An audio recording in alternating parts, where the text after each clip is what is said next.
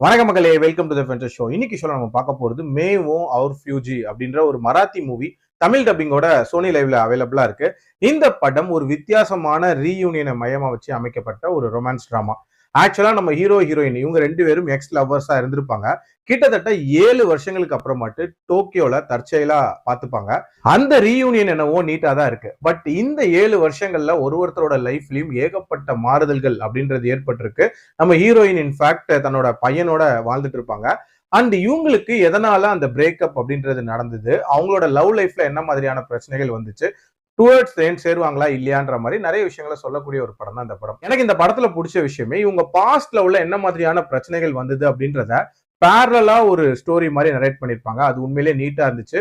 அதுலயும் இவ்வளவு அந்யுன்யமான கப்பிள்ஸோட வாழ்க்கையில என்ன மாதிரியான பிரச்சனை வந்திருக்கும் அப்படின்ற ஒரு எதிர்பார்ப்பு பில்ட் ஆச்சு. அந்த பிரச்சனைகள் அப்படின்றது எல்லாமே ஓரளவுக்கு ரிலேட்டபிளாவே இருக்கும். ஆங்கர் இஷ்யூஸா இருக்கட்டும், அண்ட் செல்ஃபிஷா ஒருத்தர் பிஹேவ் பண்றதா இருக்கட்டும், இது மாதிரி நிறைய விஷயங்கள் ரொம்ப ரிலேட்டபிளா அமைச்சிருப்பாங்க. லொகேஷன்ஸ், அதுவும் குறிப்பா அந்த டோக்கியோவை காட்டினது எல்லாமே ரொம்ப நீட்டாவே இருந்துச்சு அப்படின்னே சொல்லலாம்.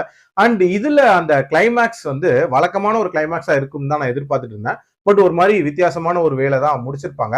பட் இந்த படத்துல வரக்கூடிய அந்த கான்ஃபிளிக்ஸ் அப்படின்றது எல்லாமே கொஞ்சம் இன்னும் பெட்டரா இருந்திருக்கலாமோ அப்படின்ற ஒரு ஃபீல் இருந்துச்சு. ஆல்சோ நிறைய படங்கள்ல பார்த்த மாதிரியான ஒரு ஃபீல் அப்படின்றதுமே இருக்கதான் செய்யும். பட் என்ன பொறுத்த வரைக்கும் கண்டிப்பா ட்ரை பண்ணி பார்க்குற மாதிரியான ஒரு படம். என்னோட ரேட்டிங் 3/5. அடல் கண்டென்ட்டை பொறுத்த வரைக்கும் ஒரு சில அடல் சீன்ஸ் அப்படின்றது இதுல இருக்கு. அதுக்கு ஏற்ற மாதிரி பிளான் பண்ணிக்கோங்க. மீண்டும் அடுத்த விமர்சனத்தில் சந்திக்கிறேன். நன்றி, வணக்கம்.